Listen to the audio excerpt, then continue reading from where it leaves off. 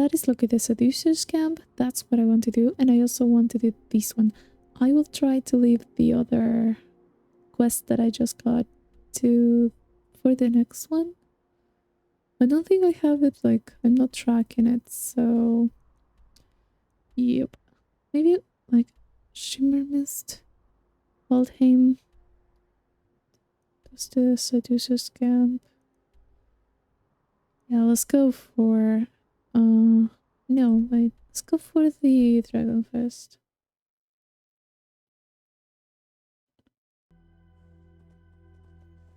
Well, talking about dragons,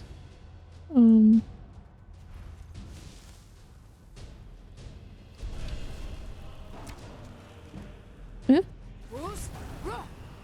I thought it wasn't charged enough, and I released it too early. Okay, so I didn't level up too, so that's also something I need to do. I think got it at least saved on the exit of the cabin.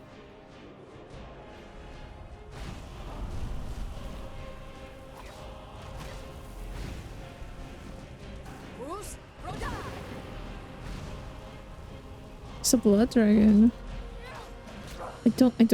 That's what I didn't want you to do. I didn't want you to bite me. Okay. Dun, dun, dun, dun, dun, dun, dun. I like the design of this dragon. Really, really nice. They're visually stunning. It's a pity that I have to kill them. I really like them. I like them a lot. Is my Atronax still there? Yeah. Oh god, you're there. Don't.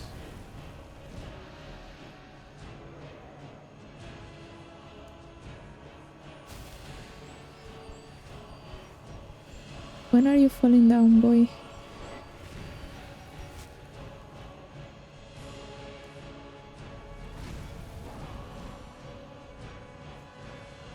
Or at least coming down to the ground. But I can hit you better with a sword. I mean, of course you wouldn't like that, but... Well, there's a wolf here. Okay, there you are. What are you doing with your hand? I'm not touching anything. Okay, yeah, do whatever. Okay, so conjuration, just in case, because my Adrenac seems to not be... Okay. Seems to not be great at it. Da-dum, da-da-dum, da-da-da-da-da-da-da-da-da-da.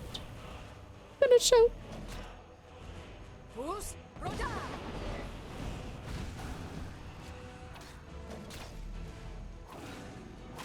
It's easier with the... Yeah, but he can hit me with other stuff, so... Yeah, take everything.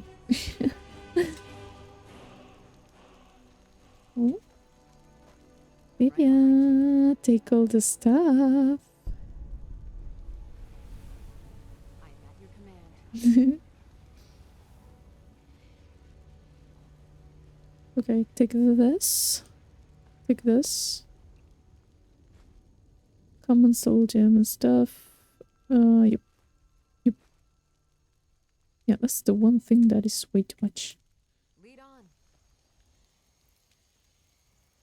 I got it. Yay! Dun, dun, dun, dun, dun.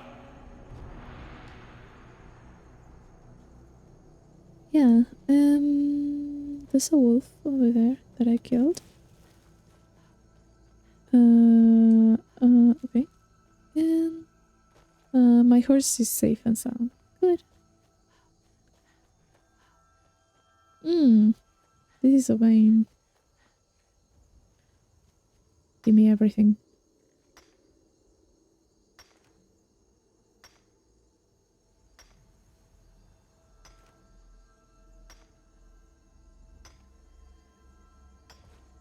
Good.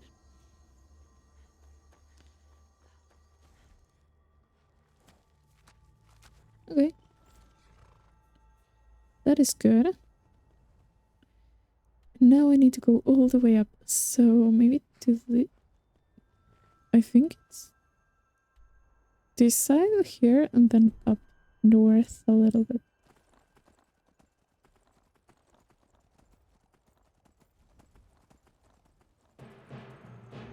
Well, that's a bear.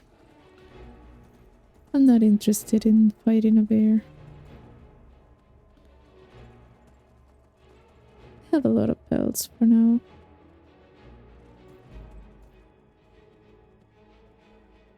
What is that? Are they fighting each other?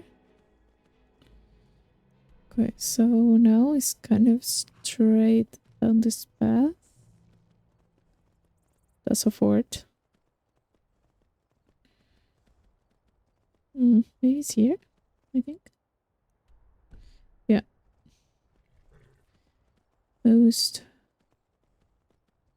Mostly sure it's through here.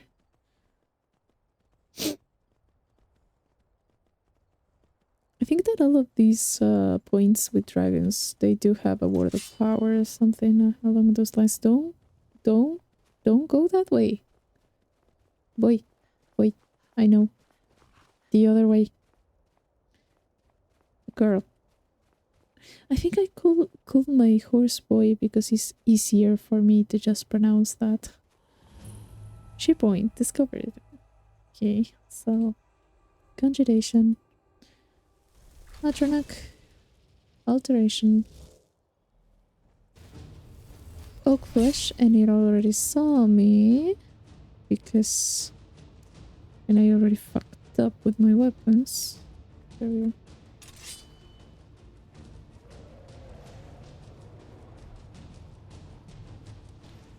What do we got?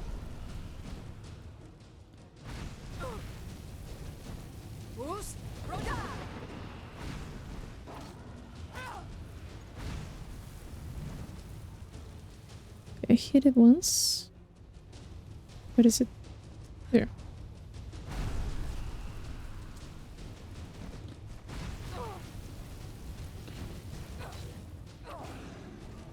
No. No! I saw it coming through, coming to me, and I was like, no, don't bite me. That can just one-shot me. Okay. That's good.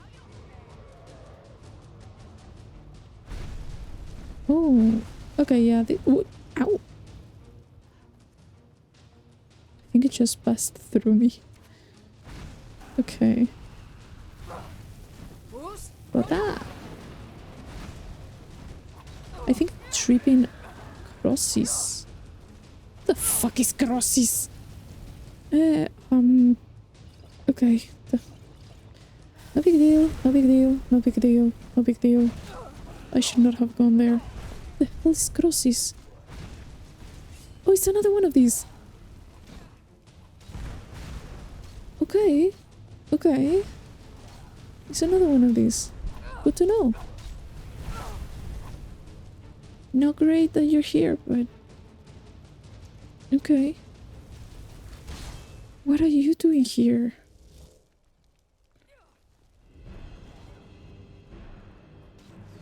I'm going to quick save it. Everyone solo served. Good to know. Get away from Lydia, man.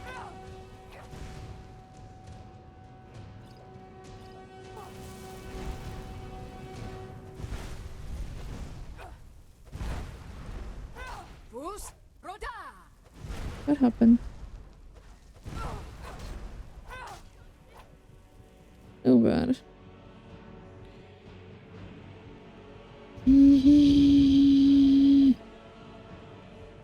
Vigorous healing. Yeah, that's the only one that I have.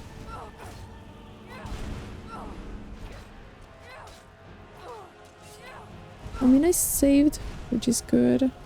But at the same time, this dude is way too powerful for me right now.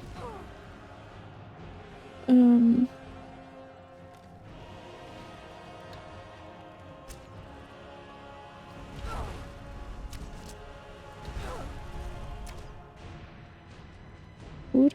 No, I don't have anything. Ah.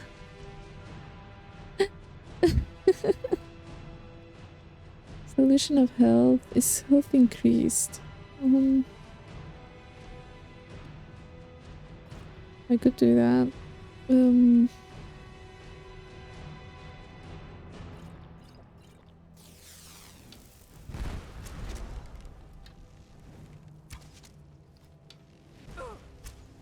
What's hitting me?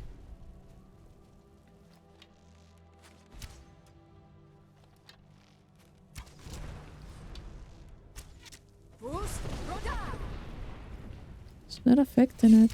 Not at all. Conjuration.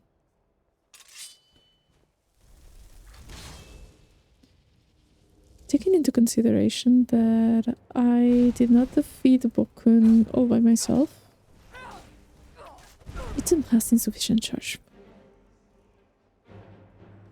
Okay, there you go.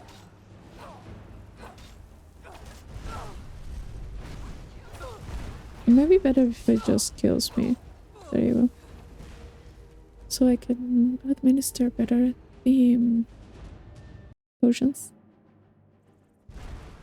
Okay, this is going to be awful. Okay, this one. And then just charge it with something. Charge it again. I'm going to need a lot.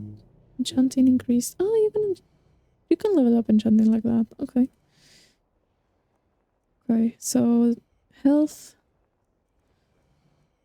Health increased. Okay. Then regeneration. And a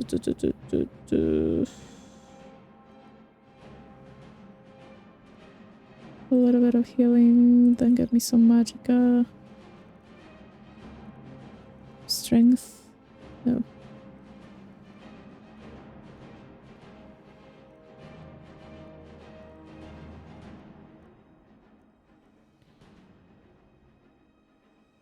Yes.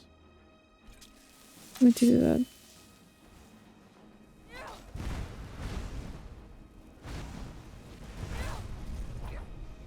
Crosses.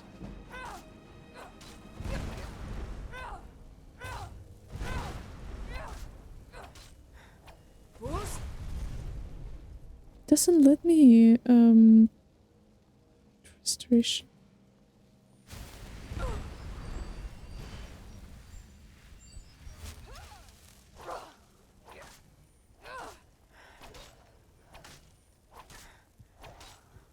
Just stay there. Stay stuck.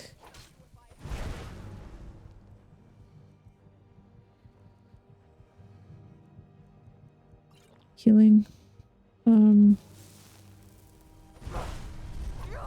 Come on, stop it. A little bit more stamina I will need.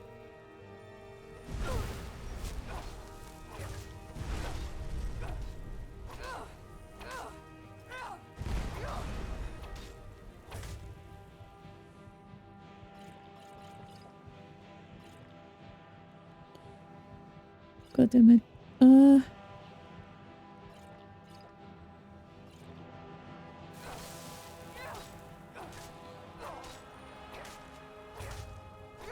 I'm going to keep trying. I'm never...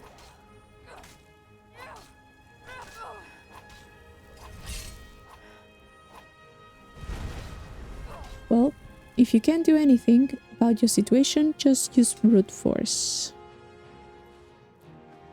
Crosses, light armor, lockpicking, archery, and alchemy. Yes. Give me the stuff. When in doubt, Livia, just brute force it. Okay. Give me the word of power. There's 3 words of power. Throw. Voice. Throw voice. Huh. Ah, okay. What does that do? I don't remember that. Throw voice. The thum is heard, but its source unknown, fooling those into seeking it out. Ah, Elven. I want that. I need that.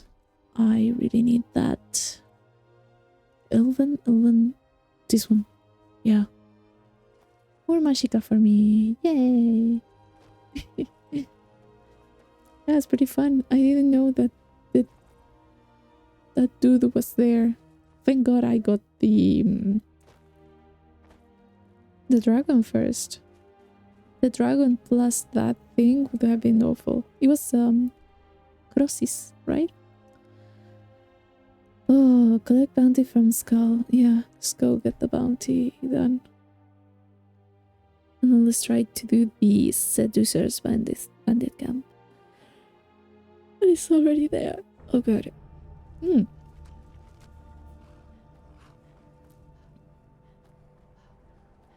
I have been recording in parts, so I don't know how long I have been recording.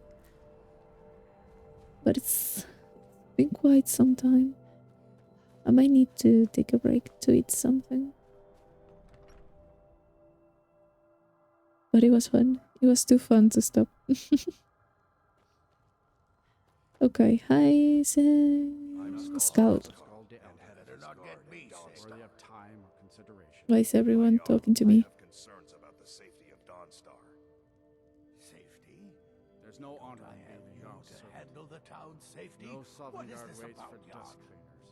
You keep pledging more and more of our guard to the front lines. The way this is going, we won't be able to defend our own borders. Nonsense. The best place for our men is driving the Imperials back. I will ensure that men from Dawnstar get every opportunity for glory. Glory is meaningless if they have no home to return to. I urge you to lower our commitments to the front until I'm sure we're safe. I won't have you rob our soldiers of their chance to drive out the Empire. I'm done discussing this, Jan. My only aim is to keep the peace. You're not as dumb as you look. Dude. Dude. Is that any way to treat me? Dragon at Shearpoint is dead. I'm here for the bounty. Excellent. You've done us a great service. Here is your reward. Wow, 500 gold. Don't bother me again unless it's important. My family has served Skald Felgaif's family for generations. Skald is very I pity you. vocal about his hatred of the Empire.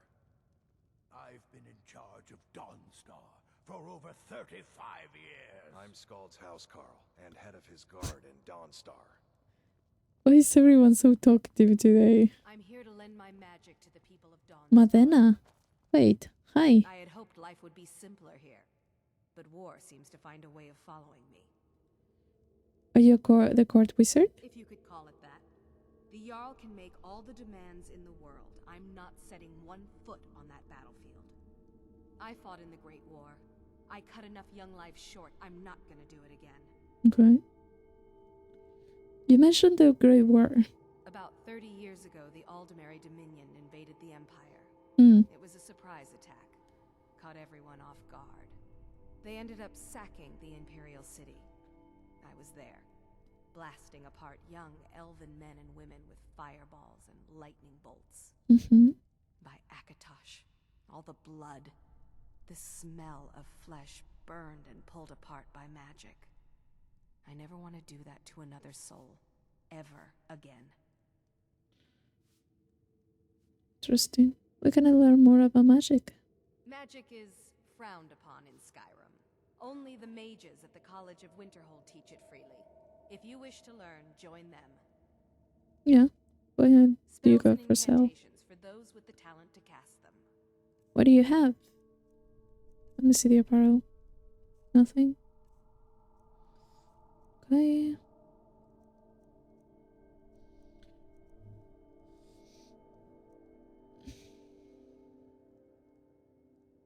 This is actually pretty good. Here, fire rune.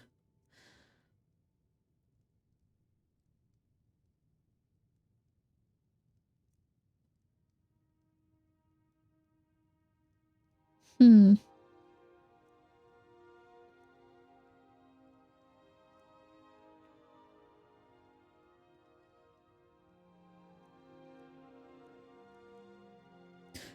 Wow, she has a lot.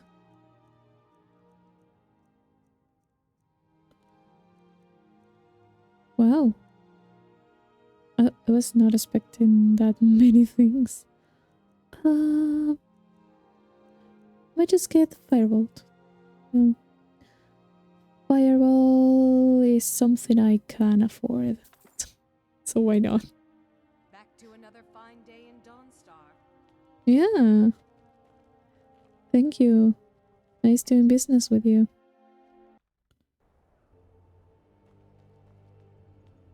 Okay.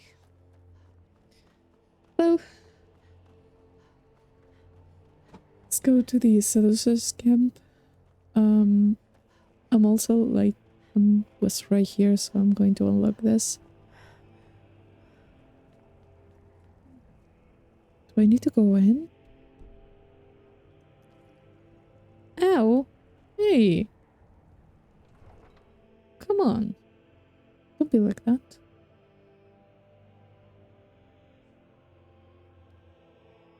You come here where you're not wanted. You eat our food, you pollute our city with your stink, and you refuse to help the Stormcloaks. But we haven't taken a side because it's not our fight. Hey, maybe the reason these Greyskins don't help in the war is because they're Imperial spies.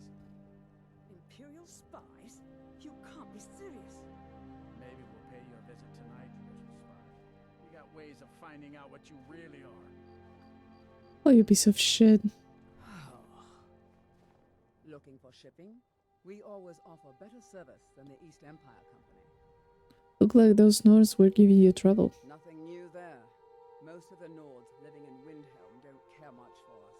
But Rolf is the worst by far. I see. Likes to get drunk and walk around the Grey Quarter yelling insults at us in the small hours of the morning. Oh, a real charmer, that one.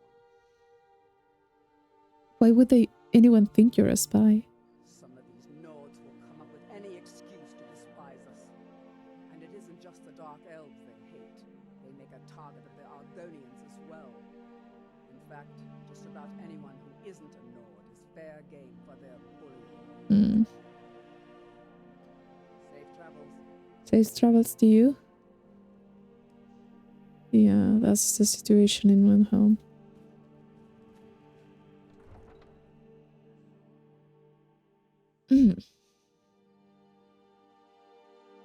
Did I get a quest from that? I think I had one. No?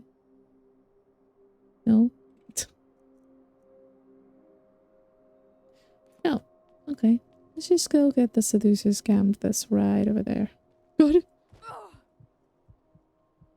Ow! Oh. Life is too short to use the stairs.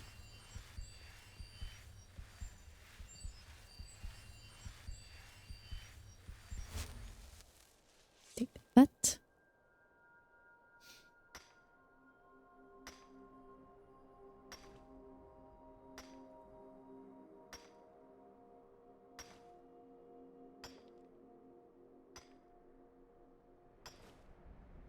Okay. There.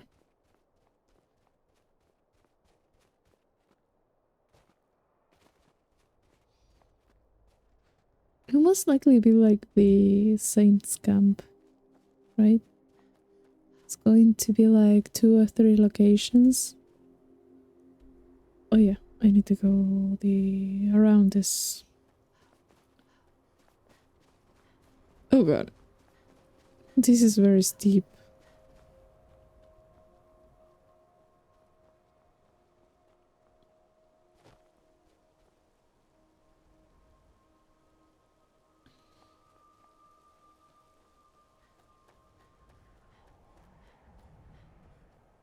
Oh, there's a thing here. Another dragon? How many dragons does that make already? Angus meal. there's there's one there. Should I check it out? I think I should. Oh, level? Yeah, let's go for a little bit of health. Okay. It is kind of an hybrid build that I'm doing, so... Hello? Wait, you're Alduin, right? You look very special. You're reviving someone here. Hi, man. Hello. Goodbye. Or I don't know. What are you doing? Hi. I'm just pestering him. I'm just here, being an idiot. Viinturuth. Or however you pronounce that. Viinturuth? Oh god. Fireball? This one. Let me see how this one goes. Okay, yeah, that actually seems very nice. That's kind of what the Atronach has. Stay still, man. No, not on top of me, okay? Not that close. Don't you use your breath on me. Then don't.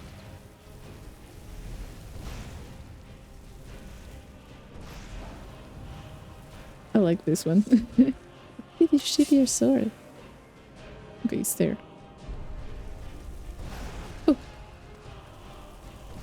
That's pretty close. I actually like this spell. I like it a lot. Take everything. Caring too much. Yeah,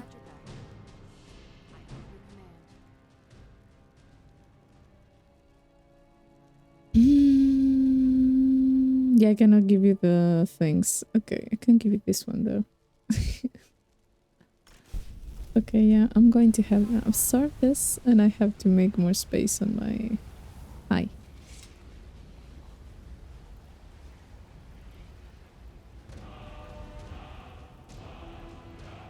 Da, da, da, da, da, da.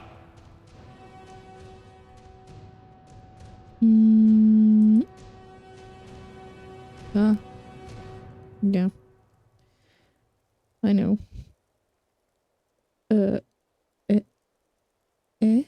Powers. Horse whistle.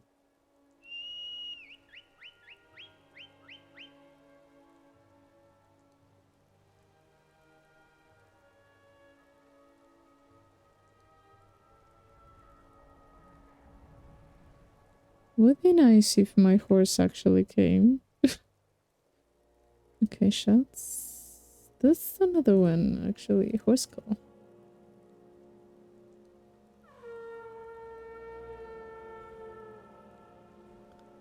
Thank you.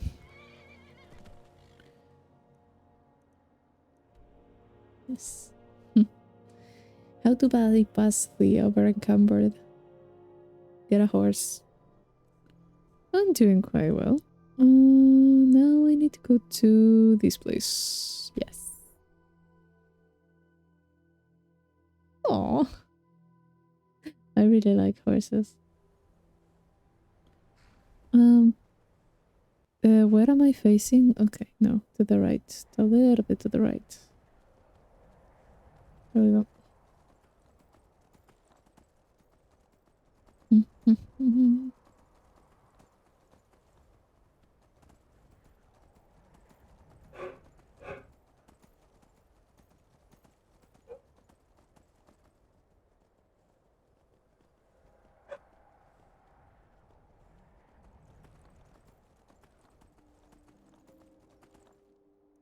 Yeah, I'm close.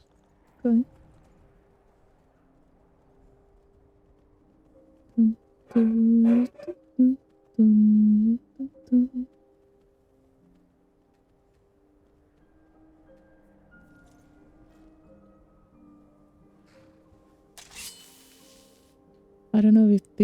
this one, but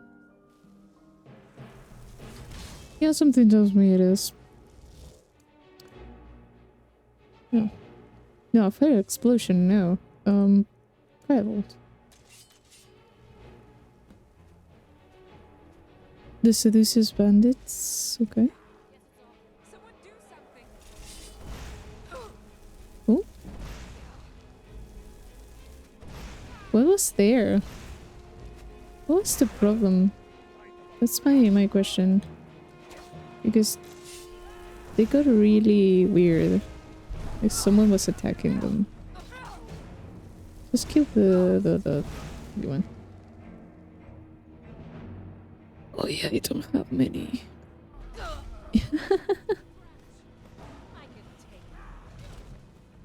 Okay, yeah, I should be more careful.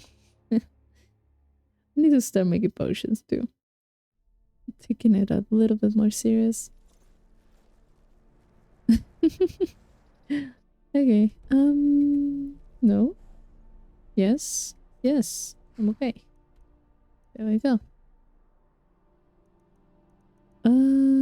Here. Yes. Maybe approach them from the actual road. It would be better. Because I went through the other side.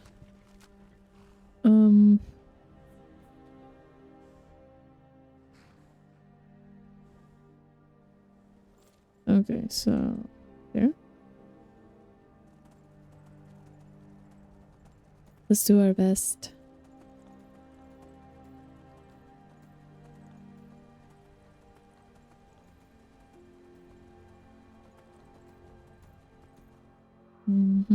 Okay, yeah, it's like a straight path.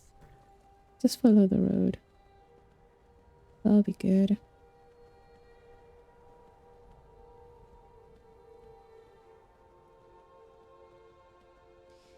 Ouch.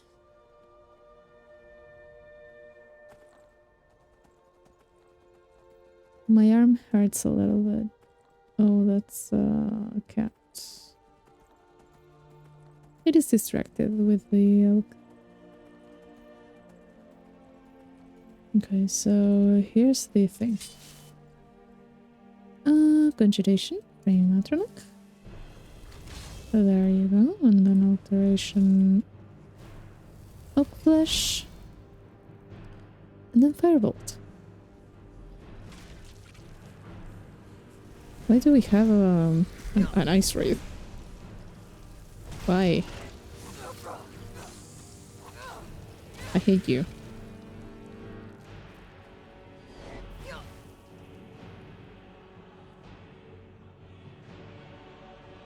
Are you kidding me?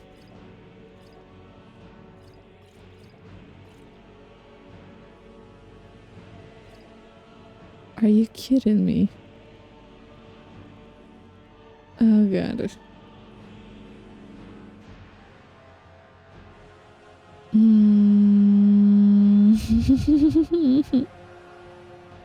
I have resist. Okay, yeah, I knew that. The hell? Who's hitting me? That was a dragon. That was a fucking dragon.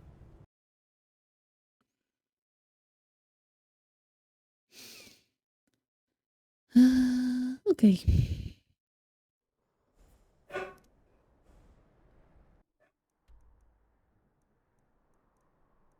Oh god.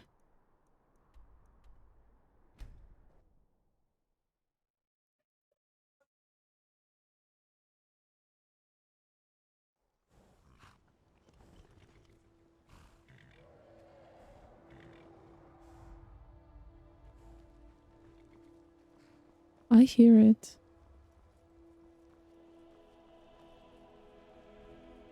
What happened there?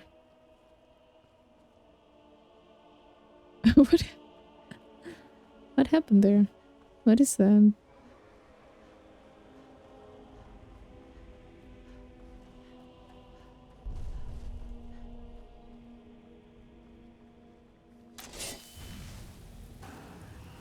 Eh? Eh? The what? Eh? Eh?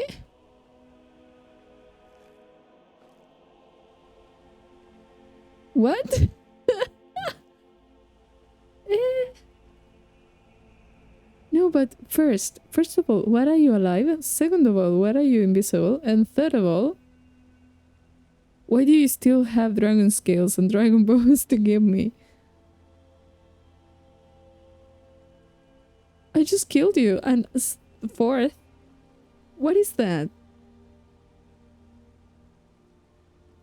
I cannot believe that the... And I'm not even colliding with you. I'm not even... when I thought nothing could surprise me in this game anymore. What is that? What happened there?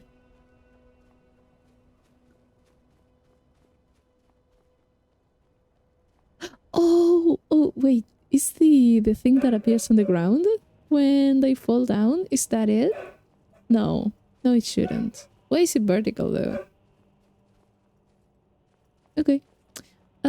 Anyways, I need to take care of a bandits camp.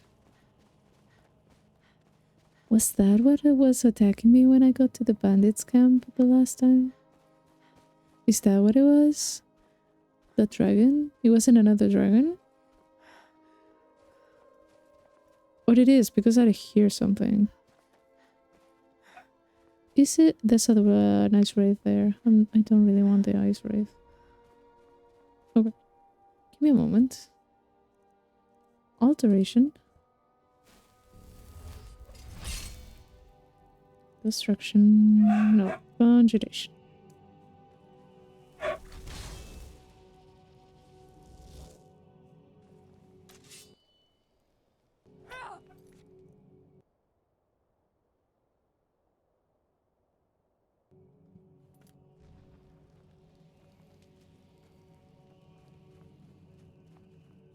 Wait.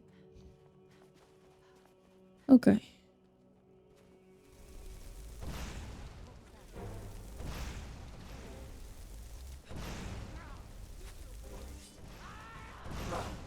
Need to make sure I'm not hitting Lydia. Yeah? Where did you come from? Oh god damn it.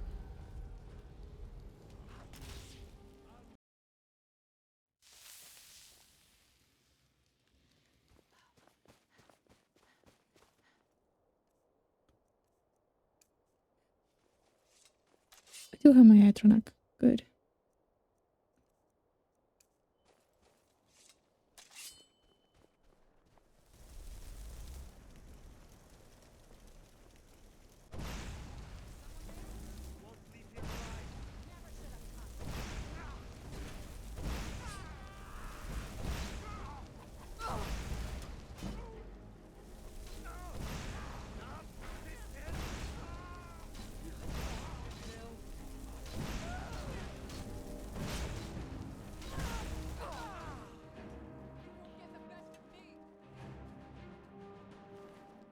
Wait, that's Dark Sword.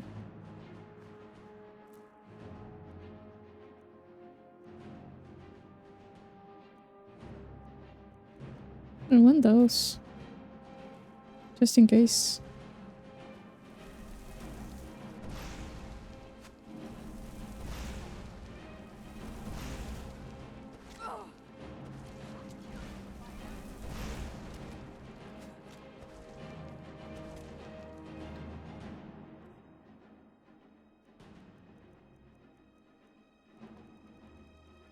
Okay.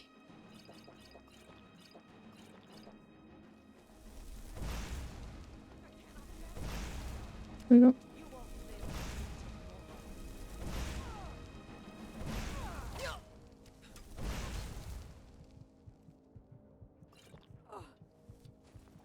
No! But I saved in the middle. Yeah, I saved in the middle.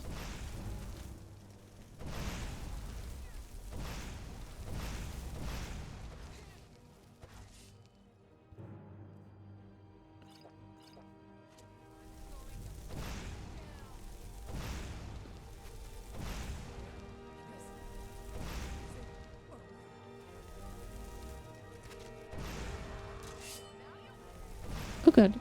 FPS are like super low. I don't know what happened. I mean, yeah, kind of. Kind of my best, yeah.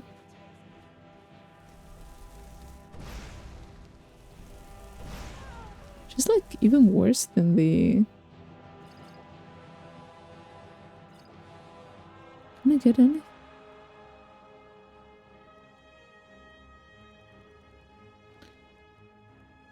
Hmm.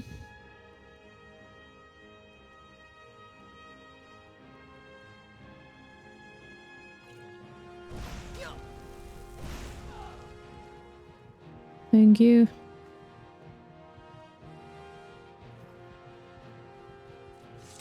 I think there shouldn't be anything else. Yeah.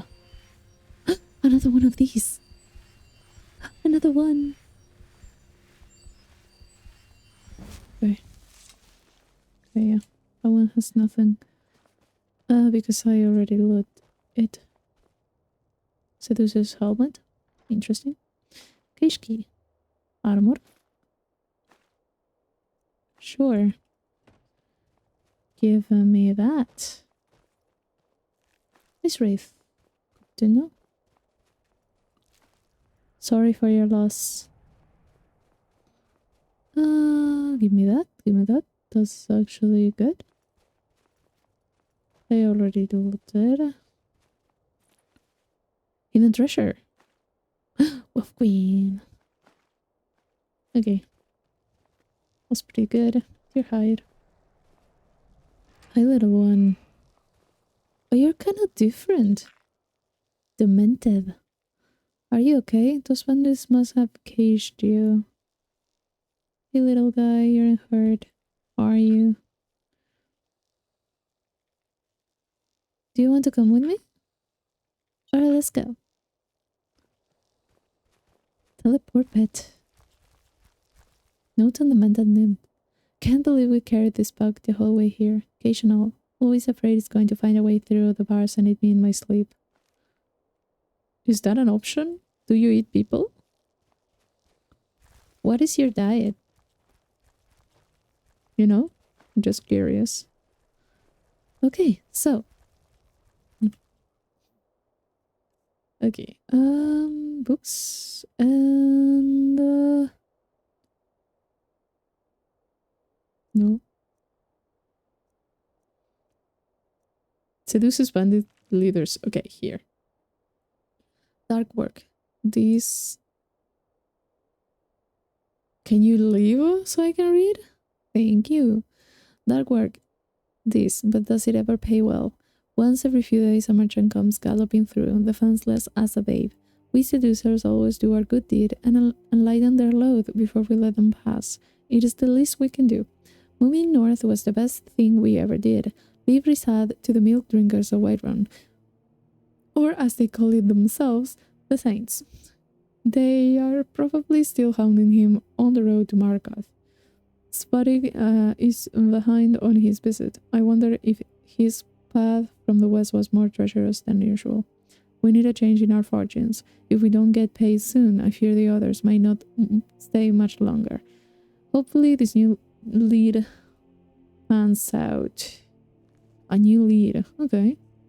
Then I have a few other stuff. There was something about a hidden treasure, right? Bandit's note.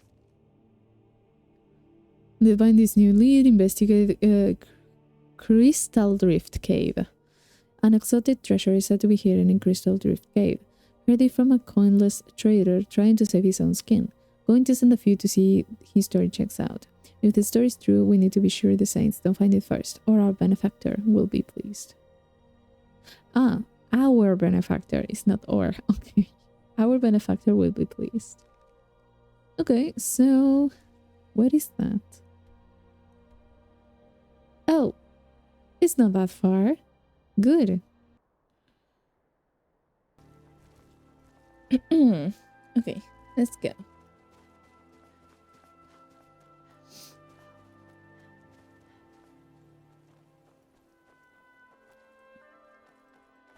Ow. Oh yeah.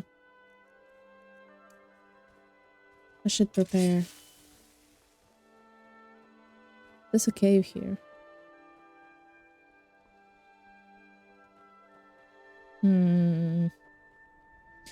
I'll do this and then I'll do the cave. I am going to discover it. Forsaken Cave. Is that an ice wraith? No. Yes. Interesting. That's close enough. Huh? It isn't. Okay, so 5 volts. There you go.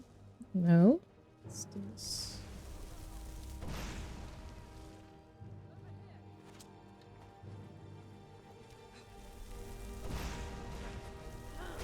Ooh.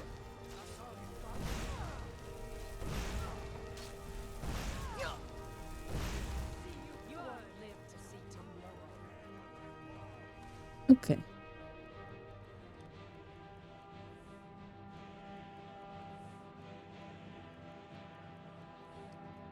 I really... No, I want Meaner Magicka. There you go. Those are the ones that I want to use up first. It's 1, 2, 3. There we go. I just saw the little things there. These are firebolt.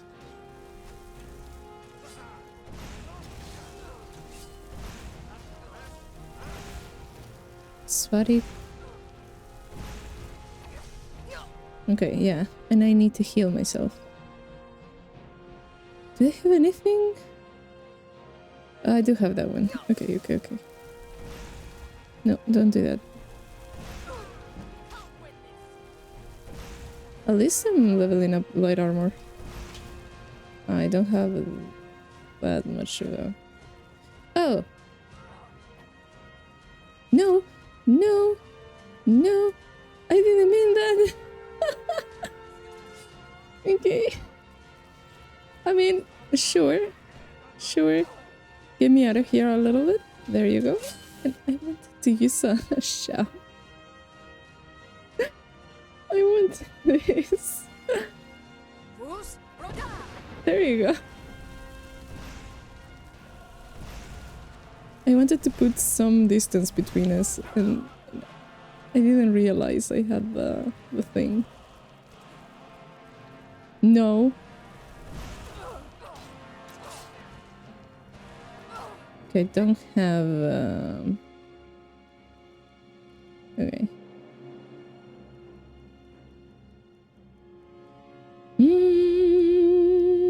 No. Well, I might be fucked. Food?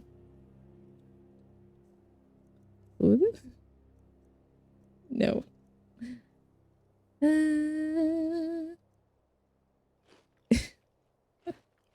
I mean, this works.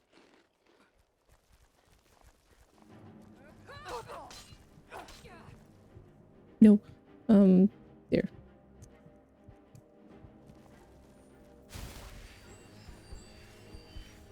I'll kill you if I have to. As long as you're not trying to kill Vivi, I'm fine with it.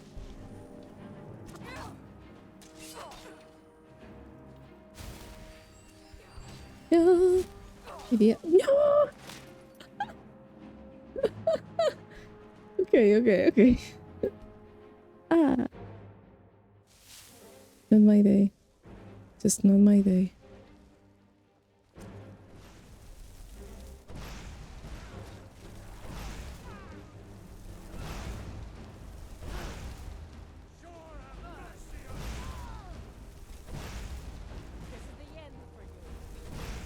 Just don't let them hit you. Don't let them hit you. Okay. I don't have any more magicka. Good to know. Okay, so there you go. Slowly. Very slowly. Just don't hit Lydia. Don't hit Lydia. There we go. Doing good. Okay. But that wasn't as bad. Hi. Oh yeah, that one's mine. Is there anyone there? I don't see them. Ah, okay. There you are. Okay. I just started... I just now started playing. And then... Where is it? Ah, okay. Don't like this. There we go. Okay, so that wasn't the greatest of the starts. Dark bow. I'm going to take that. I like that though. I think I already took that, but hi. I'm going to take you to your, I suppose, you can be brothers.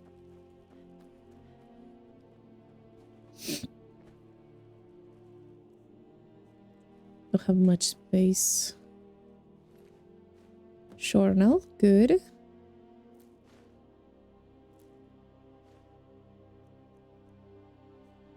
Interesting. Okay, so books. Svarik's journal.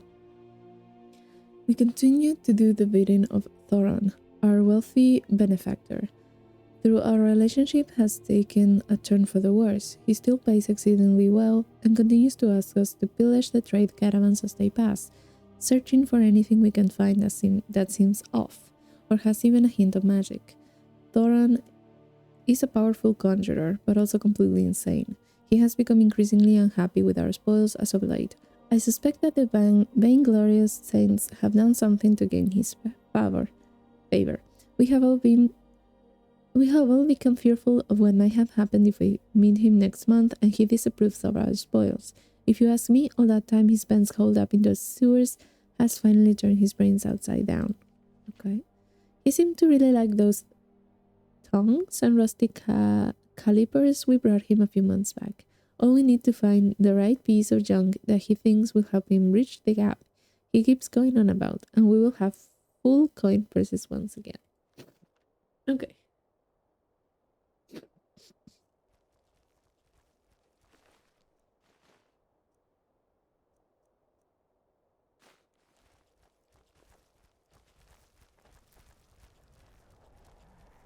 I didn't forget. I'm going to go to the cave. That is more of a reminder for myself than for anything else. That's cheese. That's conundrum. No, corundum. Corundum. Oh god.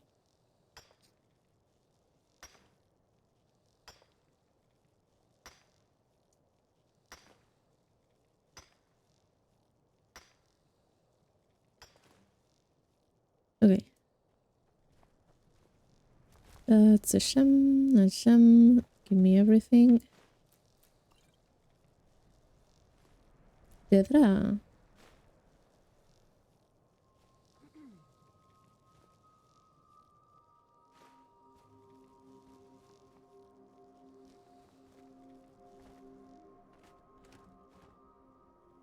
Okay. Oh. I'm right behind you. I am at your command.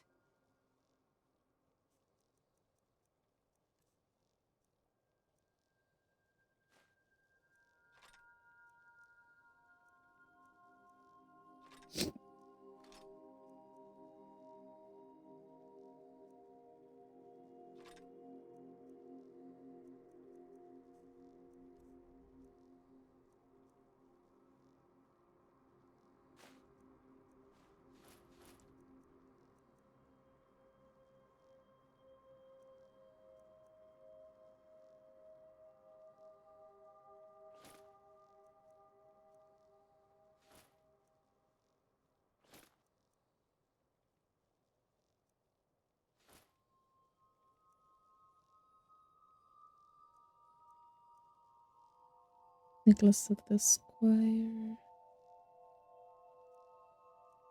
Okay. Lead on. Let me see. What do we have? Increases health. Light armor skill.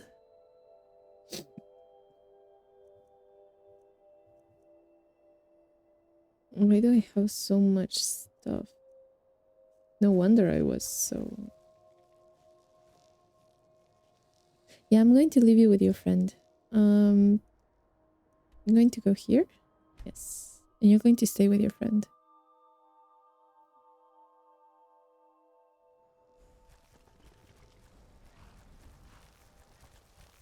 Okay. Come here.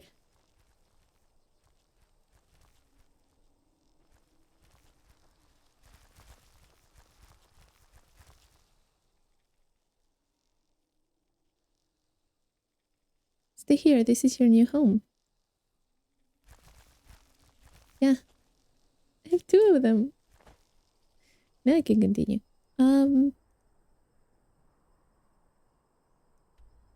Yeah, I was there. I was going there. Okay. What a nice statue.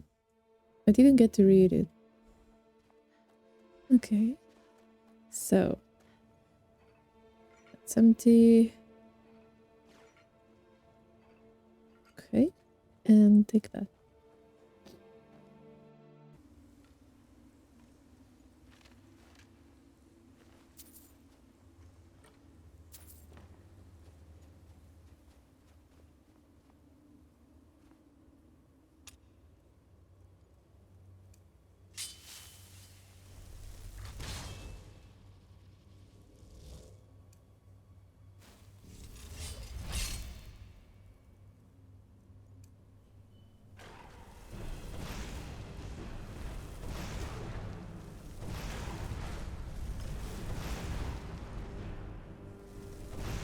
Oh, you're using the Staff of Flames, okay.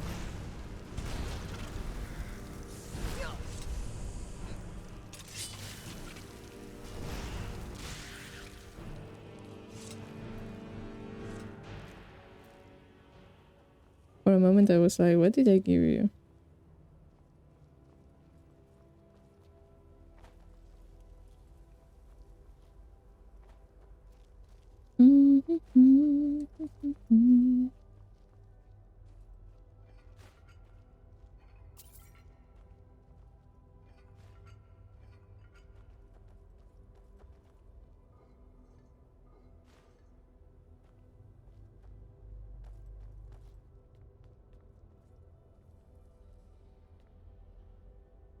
Oh. Okay.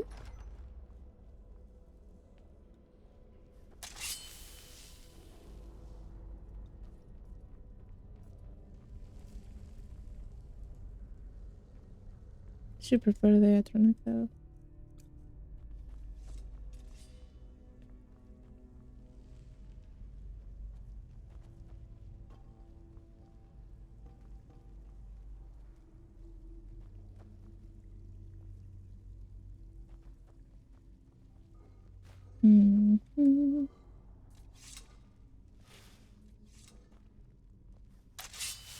Yep, there's a trap.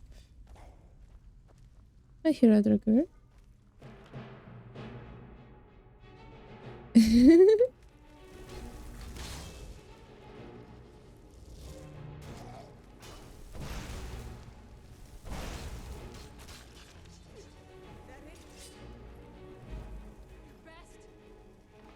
Hmm?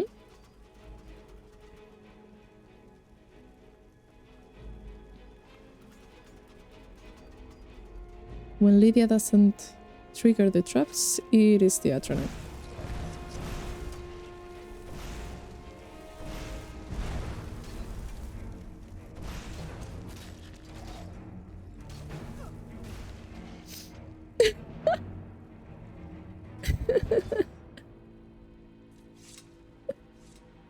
Why did it stop me there?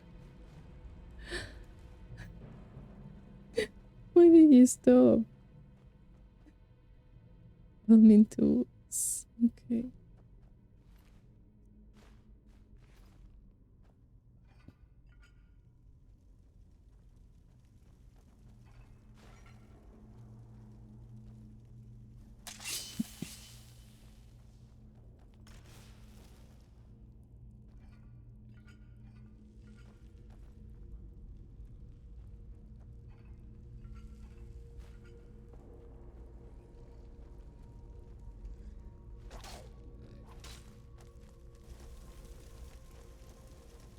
Well.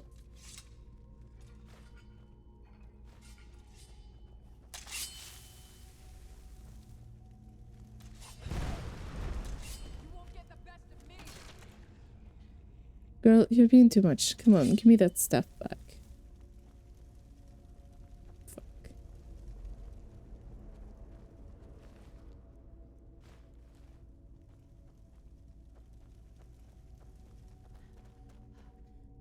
Wait, there was a... I was reading... I was going to read something. Wait, where was it? The mirror. When you take this. And I want to know what's here.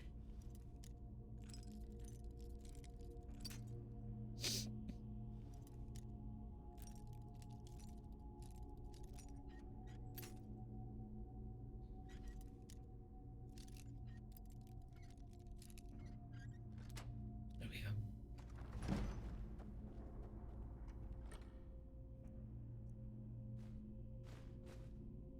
go. Okay.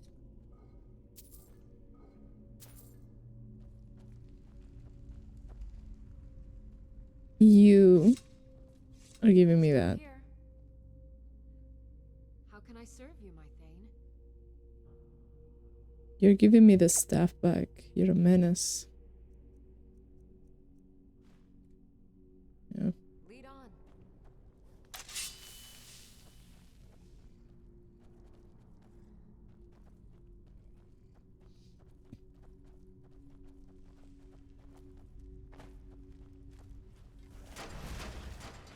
on. Okay.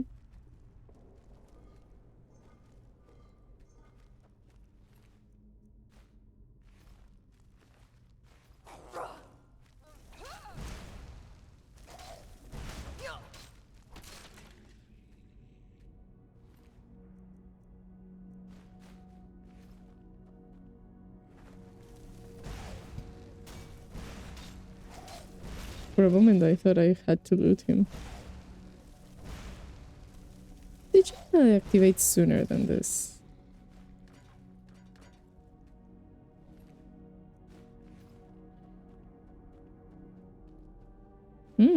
Gold. I thought they were one of these, but no. They were staying so still.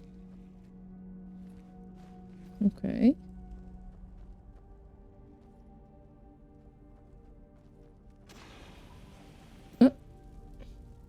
Oh, one of those. I still step on it again.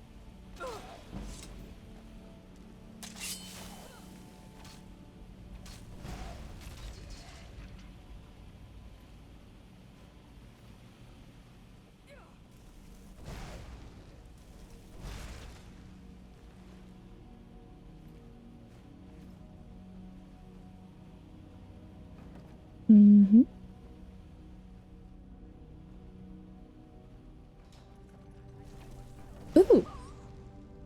A person. I'm suspecting another Draugr.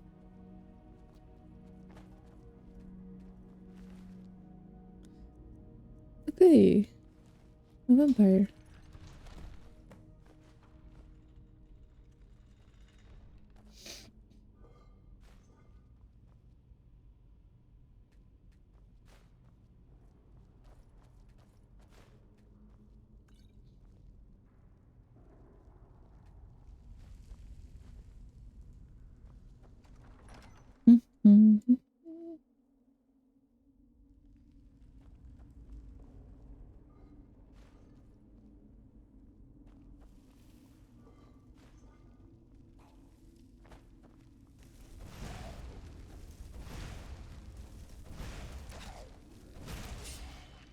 There we go.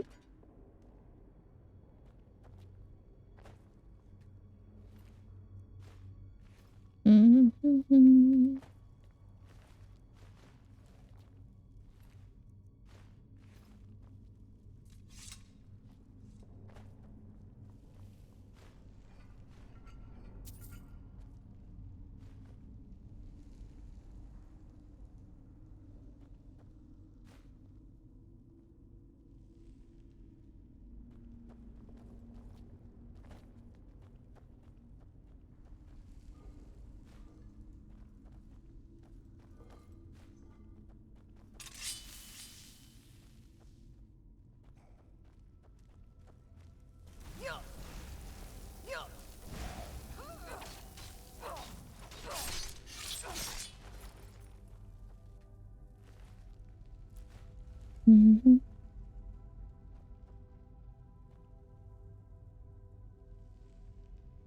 No. Don't need that. I don't need this. That's great.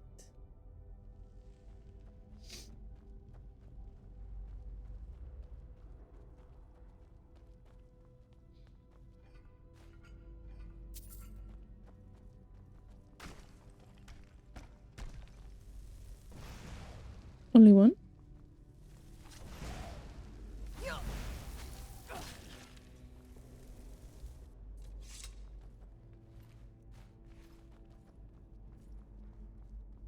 Well, this one doesn't get up. Okay. I don't want the lining.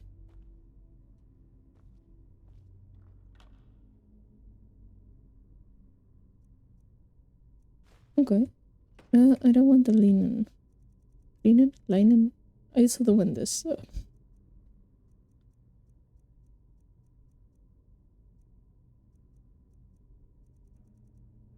That one. I had got so many the first time that I played. I was picking everything up. I got the inventory full of linen barbs.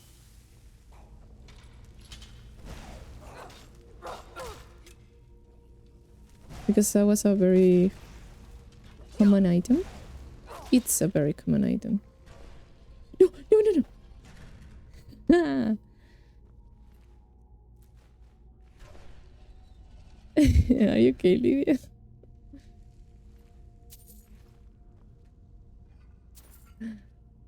I was distracted. I saw the circle. I thought it was a part of the room decorations or whatever. I was about to end up like... who was it? Anska? No, it wasn't Anska. Anska is the one that was looking for the treasure. No, the treasure not... Oh, good. No, Anska is something else. Someone else. Oh, this is an expert lock. Okay. Ah, come on. Oh,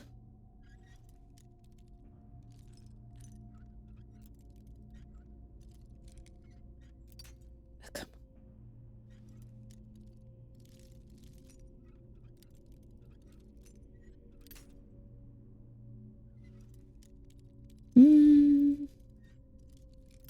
No, less than that. There we go. Okay.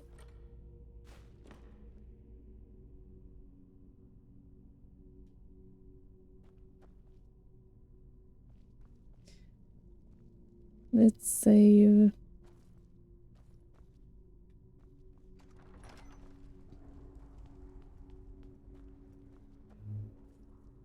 Oh, we're up here. Okay.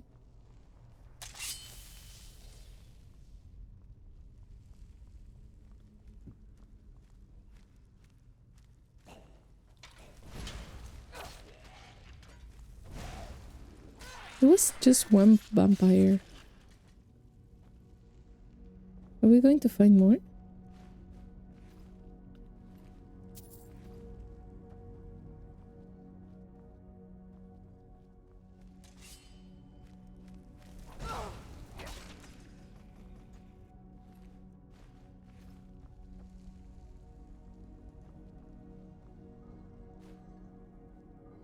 I thought it was a cave, not a tomb. Hey. There you go.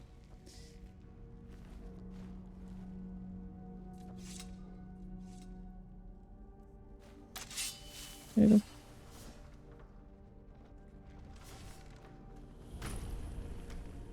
Oh, that's a word of power. That works. Kuralmil. What? Why are you doing that?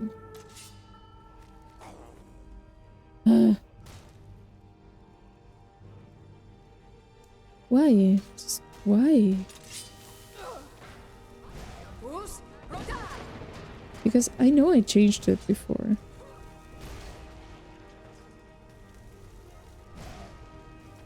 Okay, yeah, wait. Conjuration?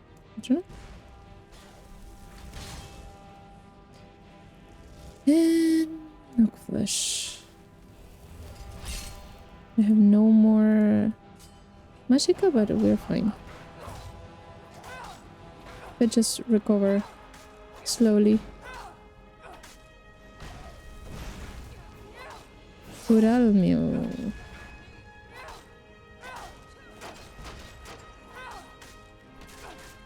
There we go. Frost. Yeah.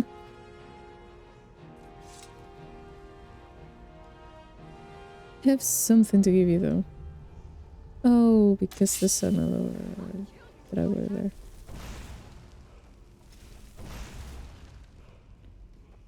Okay, give me a second. Oh. Doesn't matter. I'm going to get the word of power very slowly.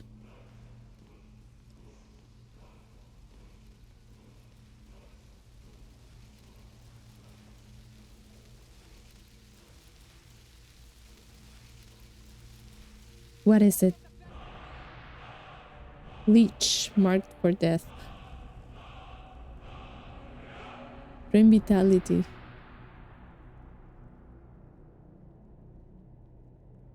That was good.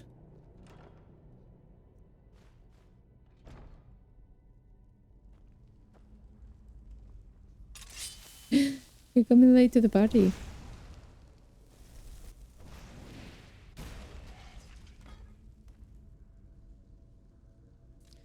That was a bit extra. Where's Lydia? Okay. Do you have anything to throw out? Why do I have these? Other razors and stuff.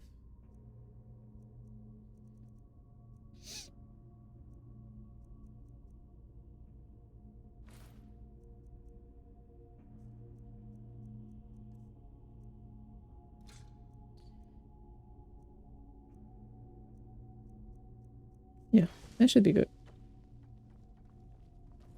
No, that's the exit.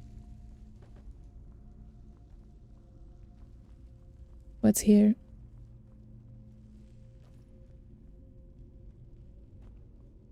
That looks like it moves. Is it part of a quest or something? Maybe. So, nothing here?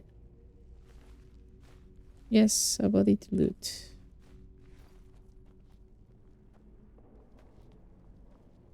Well, I guess that's it.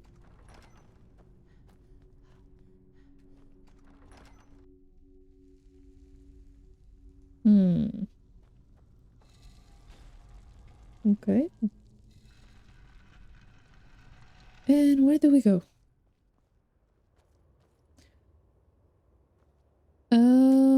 Okay, we're here. That was fun. Over here, there we go. Interesting that it was just one vampire between everything else. Kind of suspicious. Okay, that was cleared. And I need to do something about that dude in the sewers? I know, return to Reset. I mean, there was a dude in the sewers, but... Where's Reset? Where did I pick up the quest? No? Am I blind? Yeah, I am blind. There we go.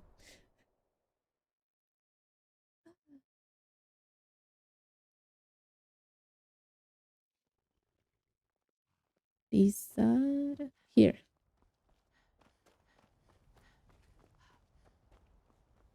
Hello. Why are you both like that? The warm sand of elsewhere is far away from here. I have taken care of the saints and seducers. Excellent. And now, please, accept this token of appreciation. 300. Okay. May your road lead you to warm sands. Thank you, Rizar. So glad to help you. Okay. That didn't take as much as I thought it would. Do you know what it means, Lydia? We're going home.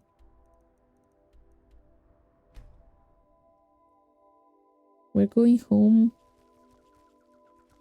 to sort everything that I have stolen. I mean, it's not stolen if the owners are dead.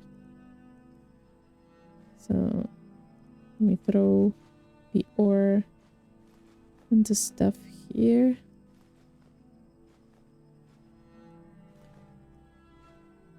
One day, I'm going to dedicate myself to make sure that everything is in the right place. But for now, I'm going to leave things here. Oh yeah, that quest. I could try and take that quest out. It was 1 silver ingot, right? Just one.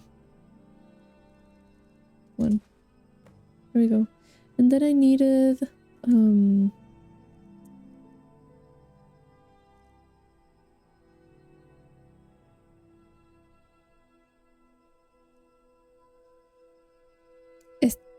here. A flawless ruby. I do have one. So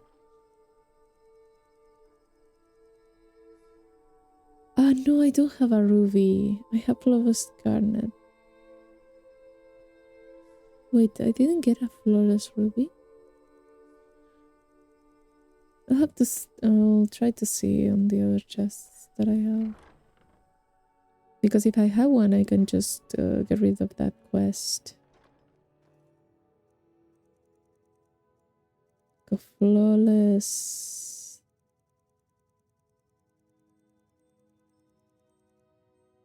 Flawless garnet, flawless amethyst, flawless Varada stone. Flawed. No, I don't have a flawless nothing here.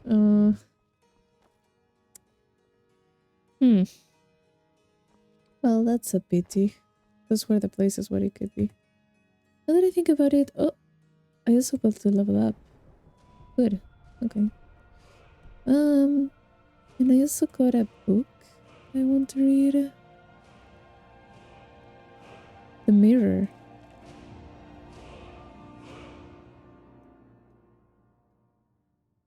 The Mirror by Bardier Rance. The wind blew over the open plain, jostling the few trees within to move back and forth with the irritation of it. A young man in bright green turban approached the army and gave his chieftain terms for peace to the commander. He was refused. It was to be battle, the battle of Ain Kolur. Ain Kolur, okay. So the chief Yimbeth?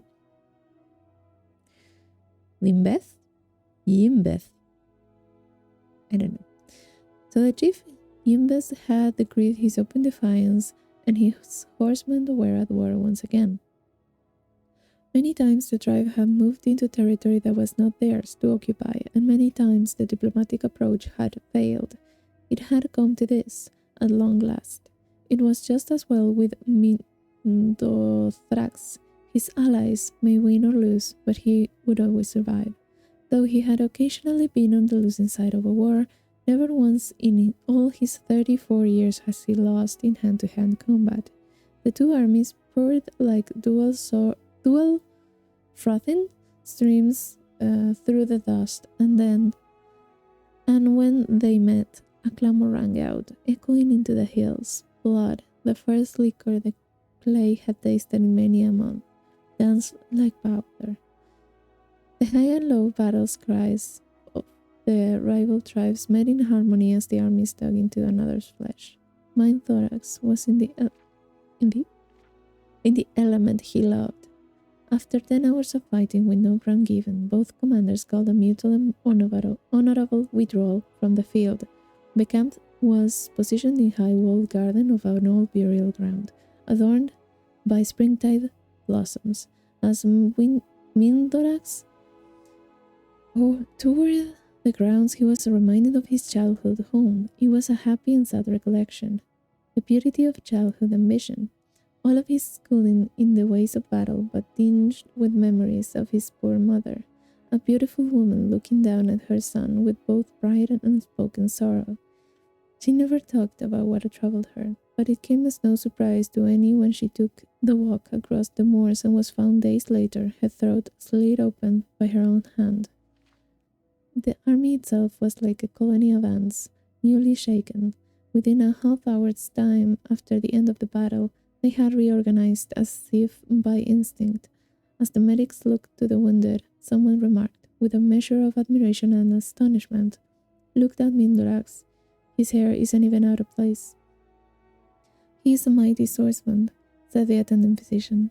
"The sword is a greatly valued article," said Mindorax, nevertheless, pleased with the attention. "Warriors pay too much attention to striking and not enough in defending strikes. The proper way to go into battle is to defend yourself and to hit your opponent only when the ideal moment arises. I prefer a more straightforward approach," smiled one of the wounded. "It is the way of the horseman." "If it is the way of the say, tribes to fail, then I renounce my heritage," said Mindorax, making a quick sign to the spirits that he was being expressive, not blasphemous. "Remember what the great blade master Gaiden Shinji said. The best techniques are passed on by the survivors. I have been in 36 battles, and I haven't a scar to show for them. That is because I rely on my shield and then my blade in that order. What is your secret? Think of melee as a mirror. I look at my opponent's left arm when I'm striking with my right. If he is prepared to block my blow, I will not. Why exert undue force?" Mindorax cocked an eyebrow. "But when I see his right arm tense, my left arm goes to my shield. You see, it takes twice as much power to send force than it does to deflect it. When your eye can recognize whether your opponent is striking from above or at an angle or in an uppercut from below, you learn to pivot and place your shield just so you to protect yourself. I could block for hours if need be, but it only takes a few minutes or even seconds for your opponent, used to battering, to leave a space open for your own strike." "What was the longest you have ever had to defend yourself?" asked the wounded man. "I fought a man once for an hour's time," said Mindorax. "He was tireless with his bludgeoning, never giving me a moment to do aught but block his strikes. But finally he took a moment too long in raising his cudgel, and I found my mark in his chest. He struck my shield 1,000 times, and I struck his heart but once. But that was enough." "So he was your greatest opponent?" asked the medic. "Oh, indeed not," said Mindorax, turning his great shield to the silvery metal, reflected his own face. "There is he." The next day, the battle recommenced.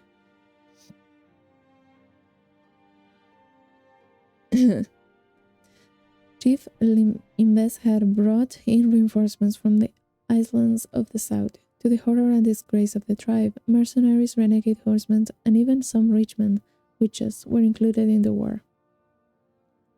As Mindorax stared across the field of the armies assembling, putting on his helmet and readying his shield and blade, he thought again of his poor mother. So what tortured her so? Why had she never been able to look at her son without grief? Between sunrise and sundown, the battle raged. A bright blue sky overhead burned down on the combatants as they rushed against one another over and over again. In every melee, Mindorax prevailed. A foe with an axe rained a series of strokes against his shield, but every one was deflected until at last Mindorax could best the warrior. A spear maiden nearly pierced the shield with her first strike, but Mindorax knew how to give with the blow, throwing her off balance and leaving her open for his counter-strike. Finally he met a mercenary on the field, armed with a shield and sword, and a helm of golden bronze. For an hour and a half they battled. Mindorax tried every trick he knew. When the mercenary tensed his left arm, he held back his strike. When his opponent rose his sword, his shield rose too and expertly blocked. For the first time in his life, he was battling against another defensive fighter. Stationary, reflective, his energy to battle for days if need be. Occasionally another warrior would enter into the fray, sometimes from Viinturuth's army, sometimes from his opponents. These distractions were swiftly dispatched, and the champions returned to their fight. As they fought, circling one another, marching block for blow and blow for block, it dawned on Viinturuth that here at last he was fighting the perfect mirror. It became more a game, almost a dance, than a battle of blood. It was not until Viinturuth missed his own step, striking too soon, throwing himself off balance, that the promenade was ended. He saw, rather than felt, the mercenary's blade rip across him from throat to the chest. A good strike, the sword he himself would have delivered. Viinturuth fell to the ground, feeling his life passing. The mercenary stood over him, prepared to give his worthy adversary the killing blow. It was a strange, honorable deed for an outsider to do, and Viinturuth was greatly moved. Across the battlefield, he heard someone call a name similar to his own. Jornibert. The mercenary removed his helmet to answer the call. As he did so, Viinturuth saw through the slits of his helmet his own reflection in the man. It was his own close set eyes, red and brown hair, thin and wide mouth, and blunt chin. For a moment he marveled at the mirror, before the stranger turned back to him and delivered the death stroke. Jornibert returned to his commander and was well paid for his part in the day's victory. They retried for a hot meal under the stars in a garden by the old cairn that had previously been occupied by their foes. The mercenary was strangely quiet as he observed the land. "Have you been here before, Jornibert?" asked one of the tribesmen who had hired him. "I was born a horseman, just like you. My mother sold me when I was just a babe. I had always wondered how my life might have been different if I had not been battered away. I might never have been a mercenary." "There are many things that decide your fate," said the witch. It is madness to try to see how you might have taken this turn or that in the world. "There are none exactly like yourself, so it is foolish to compare. But there is one," said Jornibert, looking to the stars. "My master, before he set me free, said that my mother had twin sons when I was born. She could only afford to raise but one child. But somewhere out there is a man just like me, my brother. Hope to meet him." The witch set the spirits before her and knew the truth that the twins had met already. She remained silent and stared into the fire, banishing the thoughts of her head to voice to tell all.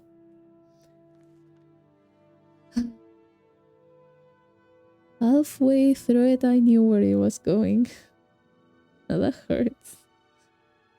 Okay, so Raid's Wedding Dowry. Yeah, let's read it. Why not? The Raid's Wedding Dowry by Bolthaga Yamworth, translated by Upthorne. "The poets are right. There is something life-changing about being in love," said Ketkachna Ra Mingfeng, sometimes called the Wraith. "I haven't wanted to rob anyone or anything in weeks. Why, the other day I saw the door wide open at a wealthy merchant's house, but my mind was fully occupied with what I should wear on my wedding day." You have been out of the right society for very long now," frowned her friend, Argol, approvingly. "You never told what happened to your first husband, you know, the one the shaman gave you." Torn apart by ash scrolls, smiled Kepjana dreamily. "It was rather savage, but I know nothing like that would happen to Woodward. No life of adventure for him. He's practically an imperial. In fact, he is one. Did I tell you how we met?" "Hundreds of times," grumbled Cargol, reaching for his flagon. "He was your jailer, and he refused you food until you promised to marry him. Have you ever heard of anything so madly romantic in all your life?" sighed Kipjana, and then grew serious. "I was going to say that I hope my old friends will wish me well, but as old Bosriel used to say, there is no point in hoping for what cannot be. We'll leave with the Imperial Knights for Valmora immediately after the wedding, but as long as we are in Dagonfell, the gang will find some way of disrupting my love life and bring me back to the light, I know it." I mean, you were in prison. You were technically forced. What the hell? As the days approached towards the wedding day, there was certainly something sinister in the air that Capjana could smell, and she was not transported by heavy bliss. Dark figures seemed to shift in the shadows and disappear when approached. She recognized the clothing of some beggars near Woodward's cottage as costumes, but the Americans hurried away before she could recognize which of her old gang was stalking her. But these moments of apprehension were few. Capjana was truly happy making arrangements for the ceremony to be performed at the very dungeon where Woodward had imprisoned her. Her father was long since dead, another victim of the ash ghouls, but her fiance's commander volunteered to act in his behalf. Of course, Capjana had to supply her own dowry. She spent every last mark of her savings of ill-gotten gain to buy her beloved a truly wonderful present. The wedding was set for the stroke at midnight, as is Orc tradition. The handmaidens' wives of imperial officers were busily sewing her into her gown of red velvet and fine gold filigree. In the mid-morning, Dulceta, one of the handmaidens, remarked that she had heard that Capjana had bought Woodward a truly beautiful gift for her dowry. "Let me show it to you," Capjana giggled, dashing from the room half-dressed to her hidden alcove. The present had been stolen. The women were horrified, but the wraith found herself merely irritated, not surprised. This was truly the old gang's style. They knew that a wedding ceremony without a dowry was marked as unlucky. She asked her handmaidens to finish dressing her quickly, while she pondered what the burglars would have done with her treasure. The whole region was honeycombed with secret lairs and had abandoned sites thieves used to store their loot. There were obvious places, of course, but after much reflection, she thought of where she would have put it under similar circumstances. Once the handmaidens had finished, Capjana bade them to make certain that the ceremony went as scheduled, and not to fret as she might be a little bit late. She wrapped herself in a shawl to protect her gown from dungeon dust and set off for the shrine of Malagath. The wraith had never before attempted to rob her own friends, and though she was peeved at them for trying to ruin her happiness, she had no interest in hurting them physically.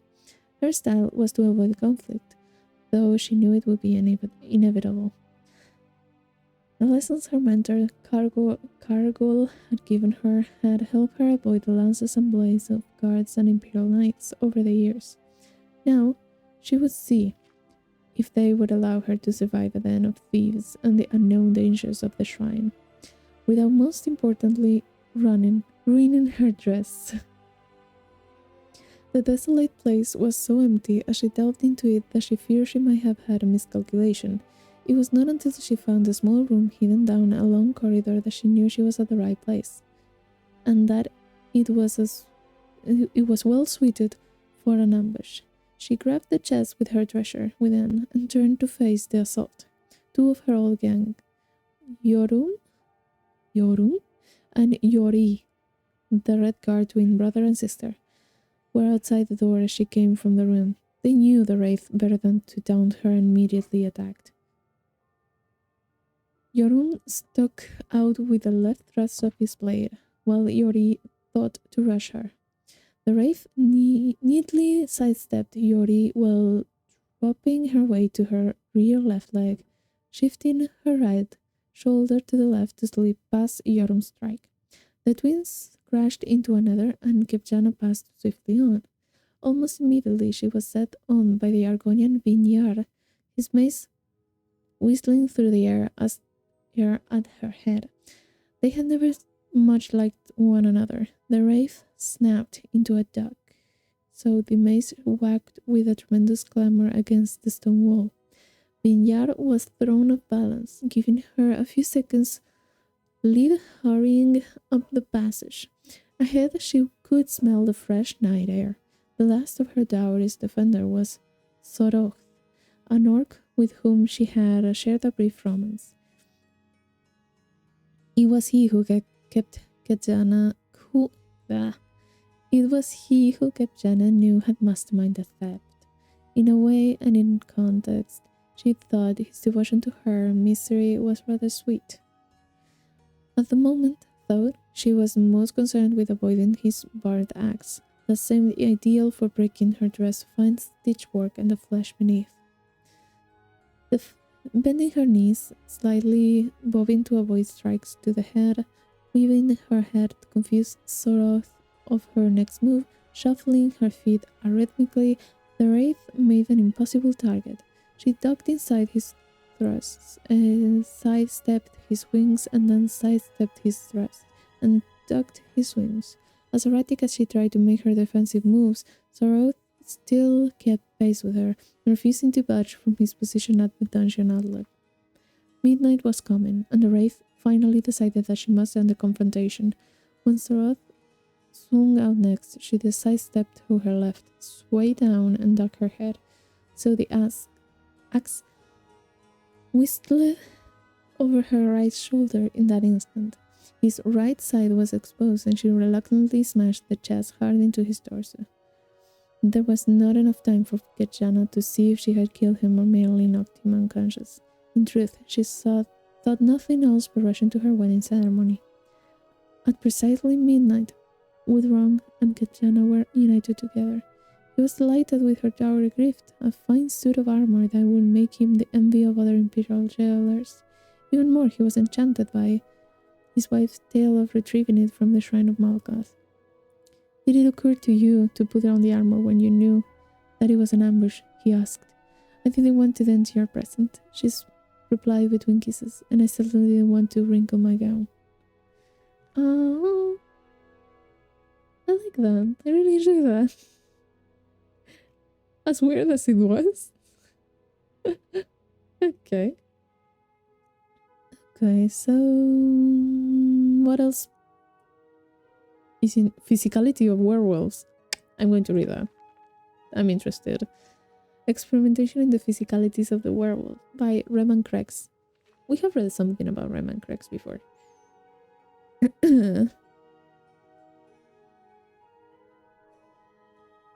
Oh, it's an F. Okay. Those capital letters are really giving me a hard time. Far too many books such as this one begin with some sort of justification, some reason for studies concocted in the hopes that the writers of sessions will be seen in a more noble light. I make no such pretensions. No werewolf killed my family, none ever threatened me personally, not even an acquaintance of mine. My obsession is born out of simple curiosity with a strong sense of hatred for the unnatural. Is it possible to hate something without having been done harm by it? I am no philosopher, and thus here ends my introduction. On with my studies. I have endeavored over the course of several decades to perform a complete study of the physical nature of the creatures we call werewolves. I overlook entirely the origins of this plague, whether it is acquired voluntarily or inflicted, and how one might be cured. Such matters are filled with too much guesswork and rambling second-hand inanities from farmhands. Subject A. Captured in Morrowind while in beast form. Makeup. Male. Breton in his true form. Notes. Subject shows an unusually high degree of control over his transformations. Experiment 1. Subject's bodily proportions were thoroughly measured before, during, and after transformation. As expected, the proportions were identical while in true form, but some minor swelling on the head was observed immediately after the return. Changes observed during the transformation. 23% increase in shoulder width, 17% narrowing of hips, 47% lengthening of arms, 7% increase in finger length, not accounting for the claws. As for the legs, the lengthening of the foot of several times its normal length seems to account for the otherwise negligible changes in the thigh region. Experiment 2. Subject was coerced into changing as rapidly and as frequently as possible, at various times and at various levels of duress. Transformation times and effects were not viewed to change notably. Subject expired, concluding the test. Subject B. Captured Cyrodiil, already imprisoned by local authorities in true form. Makeup, female, nor in her true form. Notes, subjects, large size in both true and transformed forms makes an excellent fit for vivisection? What is that? Vivi? I believe I may have been the first to witness a werewolf's transformation apply its effects on the internal workings of a creature. Ugh. The heart is the first thing to swell long before the lungs or bones shift to accommodate it. This may account for the intense chest pains that some of the afflicted report directly before the changes. More interesting were the changes observed in the muscles of the legs. I had expected a strengthening, as the beasts are known for great power and speed, but they also seem to change color into a dusky brown. This would also be attributed to blood loss from the procedures. Before the subject expired, I worked applying some known remedies for the disease directly to internal organs. Wolfsbane petals applied to the bones seemed to render them brittle, and the ribcage nearly collapsed at the touch. The juice of ripened belladonna berries was pressed directly into the veins, and they could be seen to shrivel behind the flow as it moved through the system. Upon reaching the heart, the measure vessels pulled away completely and subject expired within minutes. You didn't have to be that cruel. Good. Okay. Lord Jornibert's Last Dance. Traditional. What is this? Is it a song? Women's verse 1. Every winter season, except for the reason one word or another, really quite a bother. The Queen of Bremen and her consort request their vassals come and go. On each and every ball, the first man of the whole is Lord Ogin Jornibert of Gaer, the curse of all the maidens fair. Women's refrain. Oh, dear ladies, beware. Dearest, dearest ladies, take care. Though he's a very handsome man, if you dare to take his handsome hand, then a silly little spell will be cast, and your first dance with him will be the last. Men's verse 1. At this social event, everyone who went knew the bows and stances and steps to all the dances. The Queen of Bremen and her consort would order a trumpet's wild report, and there would be no indecision as the revelers took position. The first dance only ladies, separate, away from such men as Lord Jornibert. Let's refrain. Oh, dear fellows, explain. Brothers, can you help make it plain? The man's been doing this for years, leaving maidens fair in tears, before the final tune's been blast, and her first dance with him will be the last. Women's verse 2. Lord Ogin Jornibert of Gaer watched the ladies dance on air, the loveliest in the realm, a fellow in a Ursin high home, said the Queen of Bremen and her consort had put together quite a sport. Which lady fair do you prefer? Lord Jornibert pointed. Her. See that bosom bob and wave, well suited for me to love and leave. Women refrain. Men's verse 2. The man in the mask of a bear had left the Lord of Gaer before the ladies' dance was ending. Then the trumpet sounded, portending, and the Queen of Bremen and her consort called for the men to come to court, disdainful, passing over all the rest. Ogin approached, she above in breast. She was rejected, save the life of woe, for a new maiden as fair as snow. Men's refrain, and then there's woman's verse number 3. At the first note of the band, the beauty took Ogin's hand. She complimented his stately carriage, dancing to the tune about the marriage of the Queen of Bremen and her consort. It is very difficult indeed to comport, with grace neither falling nor failing, wearing ornate hide and leather mailing, dancing light as the sweetest of dreams, without a single squeak of the seams. Women's refrain, and then men's verse number 3. The rims rose and fell, no one dancing could excel, with masculine grace and syncopation, without Joniver's even draw admiration. From the Queen of Bremen and her consort, like a beauteous vessel pulling into port, he silently slid, bellying the leather's weight. She whispered gratefully, the hour is late, but I never seen such grace in hide armor. It was a pity he knew he had to harm her. Man's refrain, woman's burst for the tune beat was furious. He began to be curious. Where had the maiden been sequestered? Before this dance was requested by the consort and his queen, the freeman.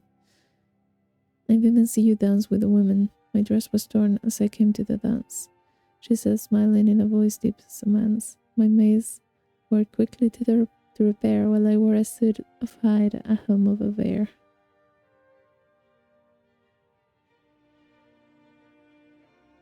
That wasn't interesting.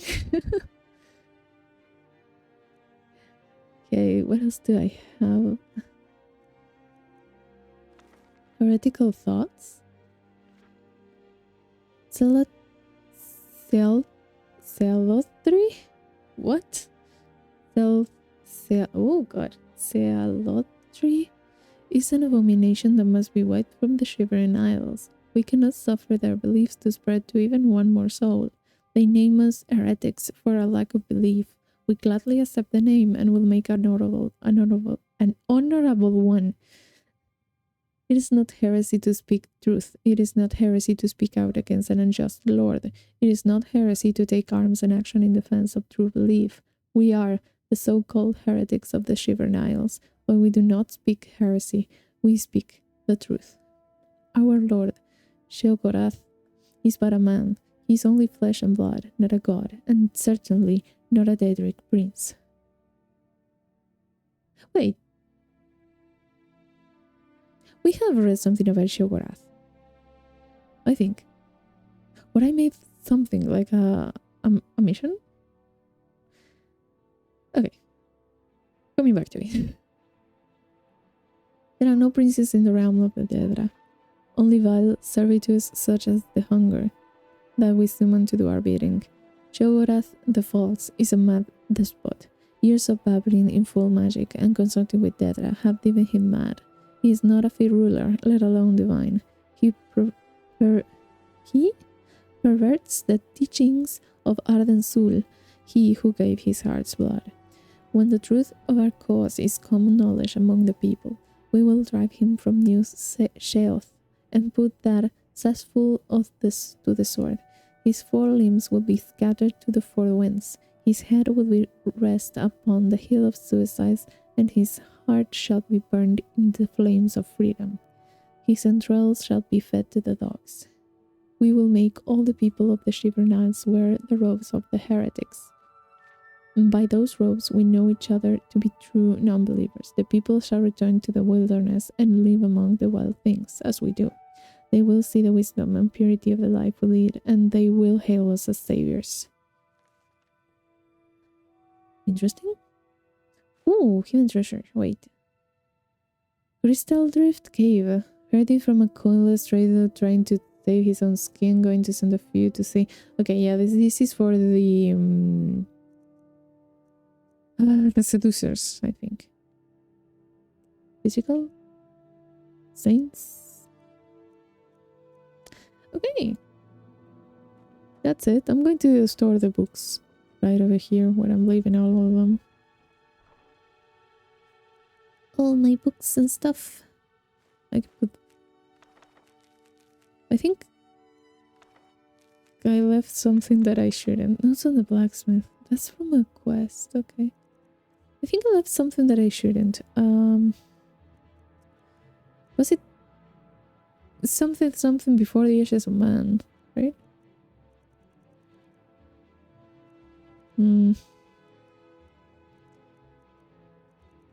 Was there war stuff? 4, 5, 7. Warrior's Charge. It had like no, that's not. Code of Malkath. I don't think I have read that one. That one I did enjoy. Proper lock design.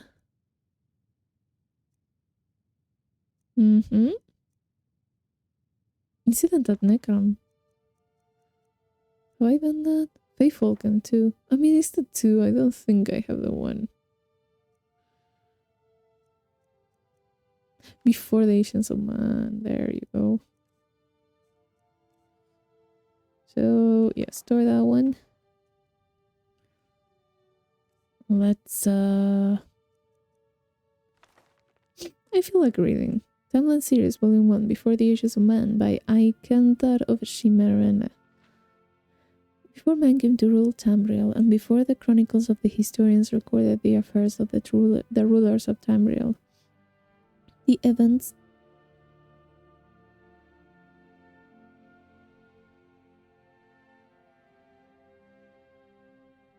I hate motorcycles with a passion.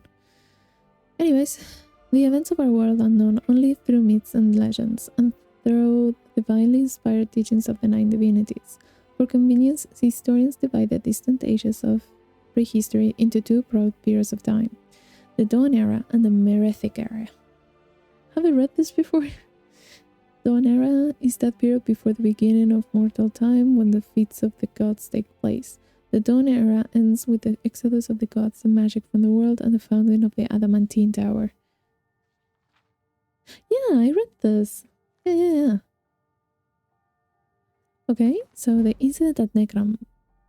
Illusion increased. Nice. By Shonkila Pothe.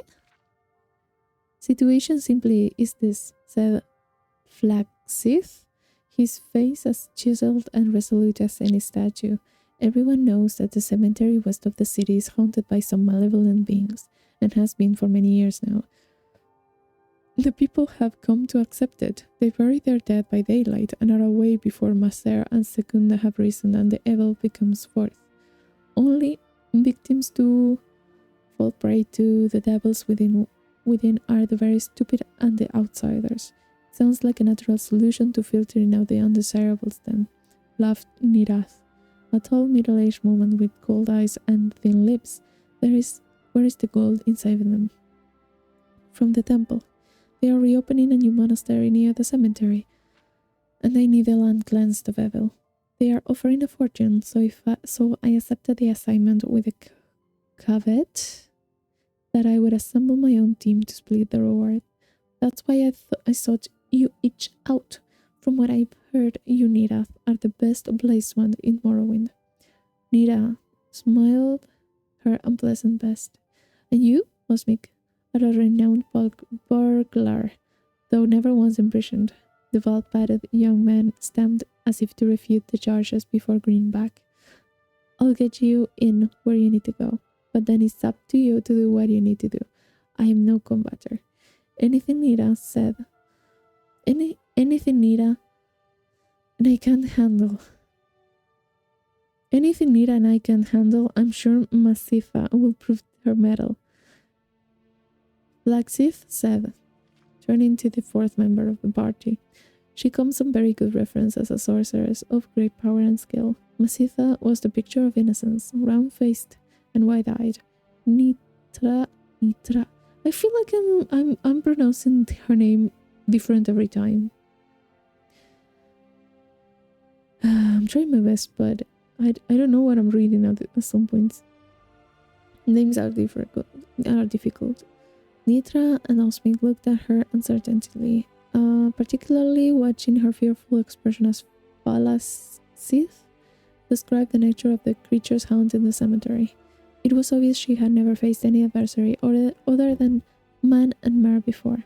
If she survived, they thought to themselves it would be very surprising. As the foursome trudged toward the graveyard at dusk, they took the opportunity to quiz their new teammate.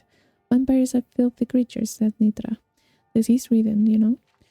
They say off to the west they will indiscriminately pass off their curse together with a number of other afflictions. They don't do that here so much, but still you don't want to leave their wounds untreated. I take it you know something of the spell of restoration, if one of us gets bit. I know a little, but I'm no healer, said Masifa meekly. What about battle mage? Asked Osmic. I can do a little damage if I'm really close, but I'm not very good at that either. I'm more of an illusionist, technically. Nitra and Osmic looked at one another with naked concern as they reached the gates of the graveyard. There were moving shadows, stray specters among the wreck and ruins, crumbled past stacked on top of crumbled past. Path. It wasn't a maze of a place. It could have been any dilapidated graveyard, but even without looking at the tombstones, it did have one very noticeable feature. Filling the horizon was the mausoleum of a minor Cyrillic official from the Second Era, slightly exotic but still harmonizing with the Dunbar graves in a complementary style called Decay. Oh, it's a surprisingly useful school, whispered Masitha defensively. You see, it's all concerned with the magic's ability to alter the perception of objects without changing their physical compositions. Removing sensual data, for example, to cast darkness, or remove sound or smell from the air. It can help by a red-haired vampire woman leaped out of the shadows in front of them, knocking Phalaxith on his back. Nitra quickly unsheathed her sword, but Masitha was faster. With a wave of her hand, the creature stopped, frozen, her jaws scant inches from Phalaxith's throat. Phalaxith pulled out his own blade, and finished her off. That solution, asked Osmic. Certainly, smiled Masitha. Nothing changed in the vampire's form except its ability to move. Like I said, it's a very useful school. The four climbed up over the path to the front gateway of the crypt. Osmic snapped at the lock and disassembled the poison trap.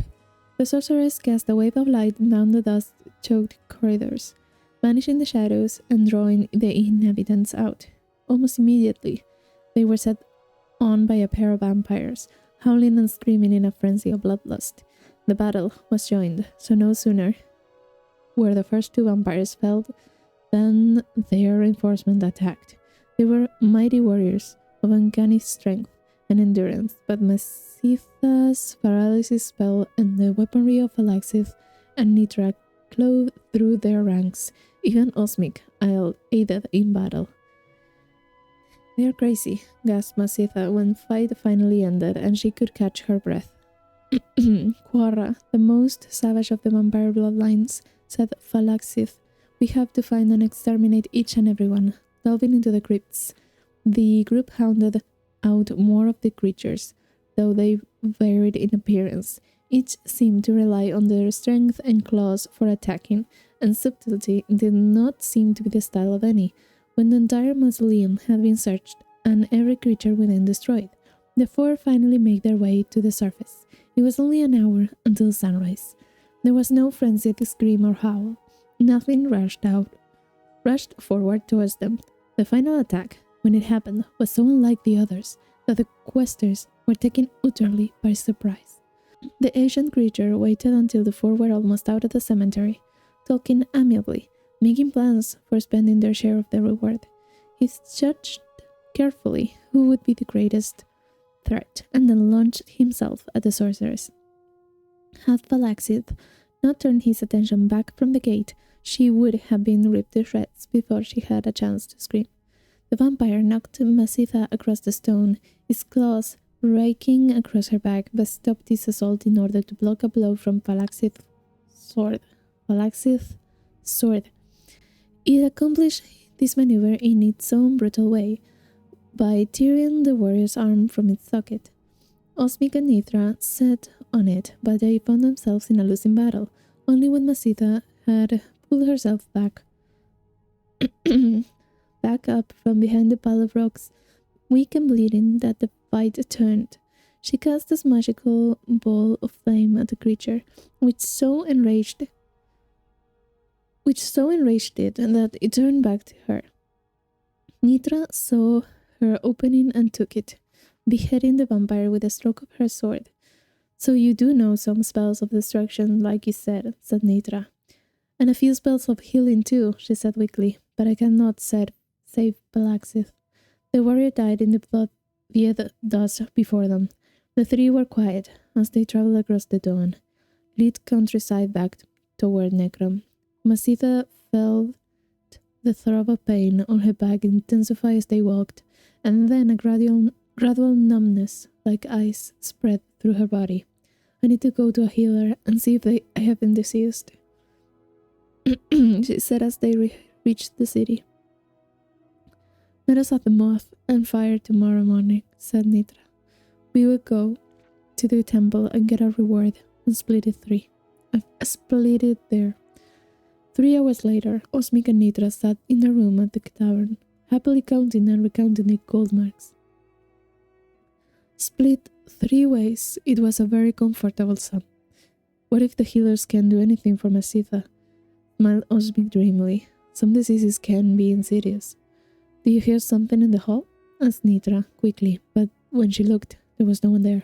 She returned, shutting the door behind her. I'm sure Masitha will survive if she went straight to the healer, but we could leave tonight with the gold.